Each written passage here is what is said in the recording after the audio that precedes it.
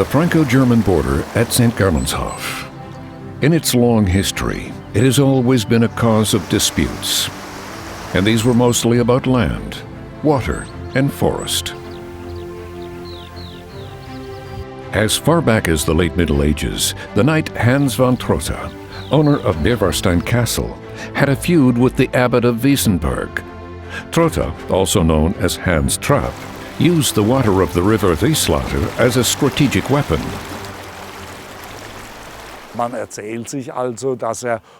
It is said that in a cloak and dagger operation, he dammed the Wieslater at a narrow part of the valley below Bobenthal in order to flood Wiesenberg.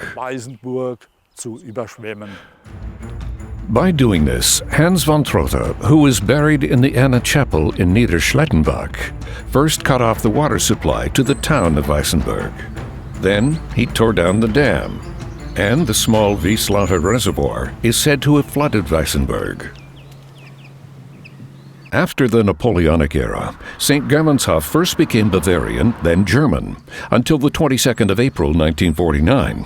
One day later, the French occupied the hamlet and about 6 square kilometers of the Mundat forest. From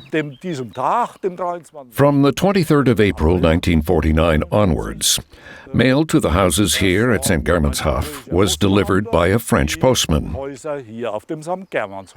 Anyone receiving German post had to go to a wooden letterbox, which stood behind the new border.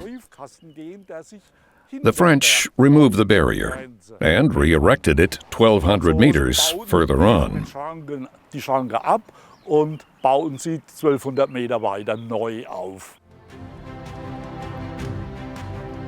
At the time, Herbert Breiner's father was mayor of Bobenthal, which included the community of St. Germanshof. The French prefect of Wiesenberg demanded that Mayor Breiner sign an agreement that was ostensibly based on resolutions passed by an inter-allied border commission. My father then said it would not be possible, rebelling against it and refusing to sign. He called to the district administrator for help, and both then argued against it. Things got rather excited. What was he to do against an action like this by the French authorities? It wasn't easy.